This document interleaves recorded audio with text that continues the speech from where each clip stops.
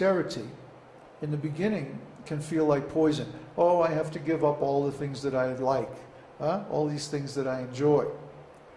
But material happiness is just like nectar in the beginning and poison at the end. So we may enjoy these sense objects for some time, but then at the end of life, when our body becomes weak and we begin to receive the reactions to that material enjoyment in the form of increased attachment to the material world, then the suffering is terrible. Have you ever seen an old person who wanted to enjoy but couldn't? And this is hellish. This is really a hellish condition. There's a nice story.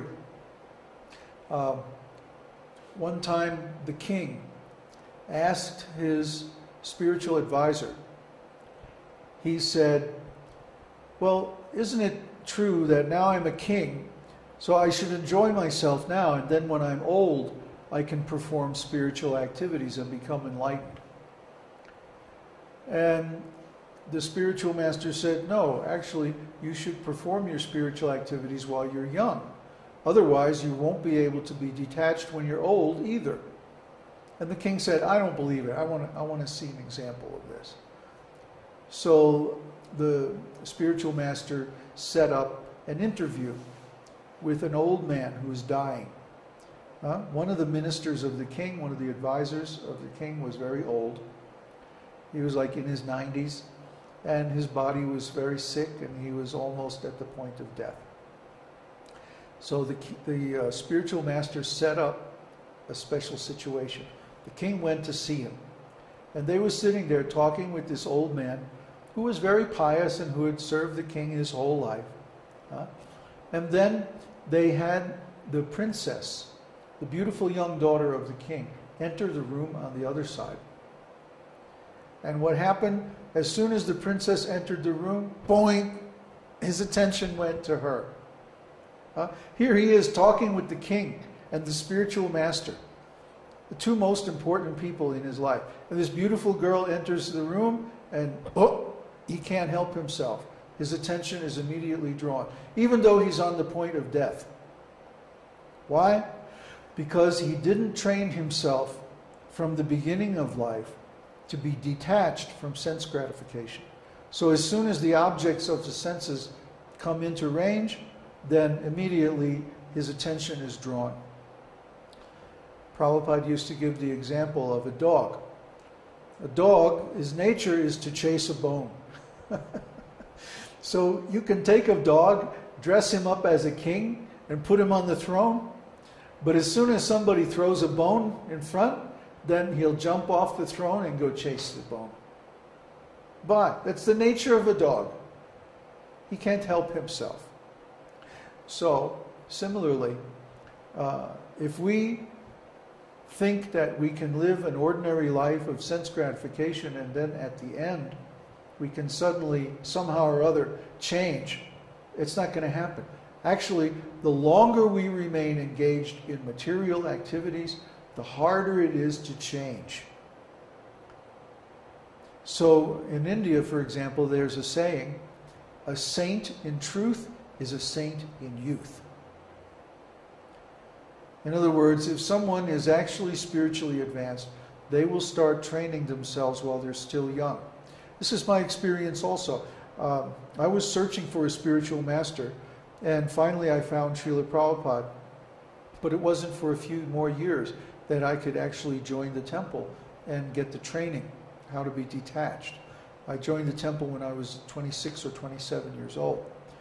And for me, it was more difficult to follow the regulations of the temple in the beginning because I was older than most of the other students.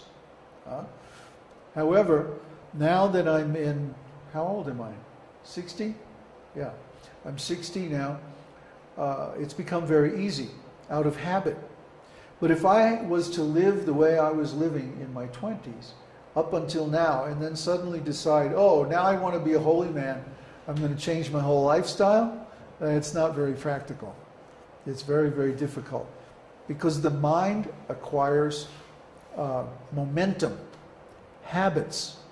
And the more impressions of a particular kind of life we build up in the mind, the harder it is to change those impressions. It's better to start when you're young. In fact, most people who attain enlightenment in this life will attain it in their 50s or so.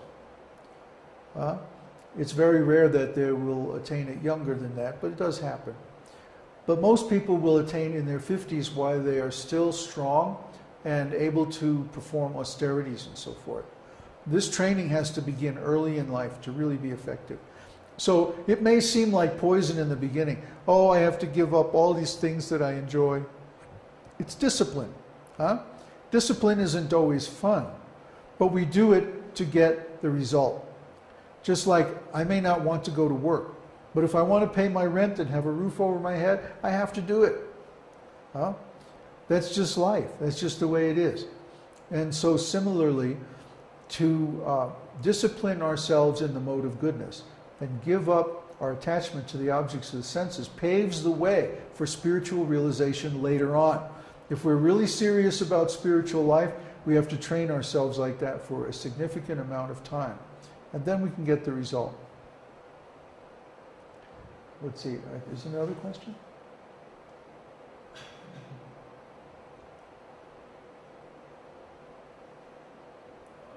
Here one. How did all the armies come to Kurukshetra? Where have all the records gone, except Bhagavad Gita, gone about this large war? Well, Florian, that was 5,000 years ago. For example, in Europe, there was World War I and World War II.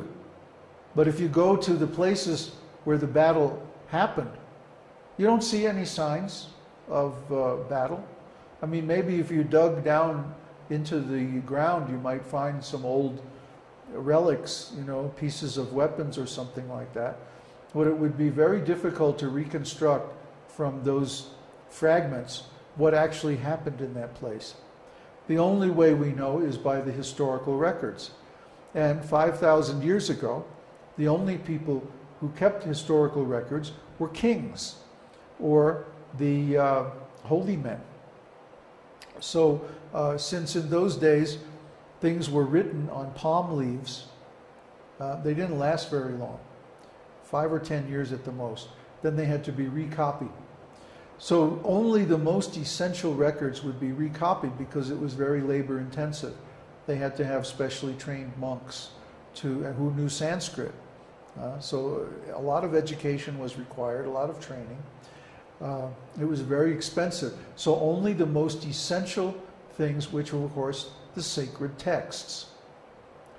So Mahabharata is a very good history. If you read Mahabharata, especially the Yuddha Parva. Yuddha Parva means the record of the war. It describes the battle in detail. Who did what to who, when, how, and why.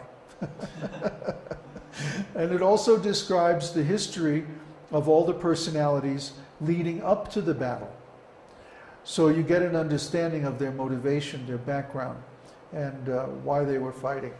So really you should read Mahabharata if you want to know all these details.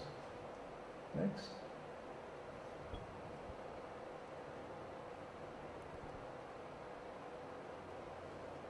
Carly asked, what is your favorite form of the Lord?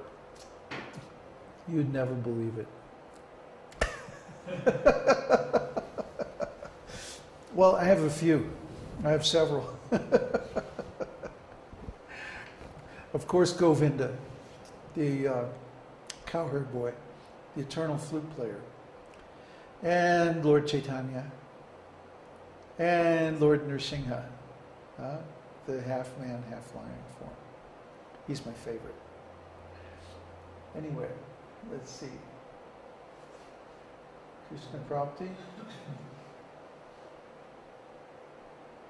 was about, what question did Krishna Prapti have?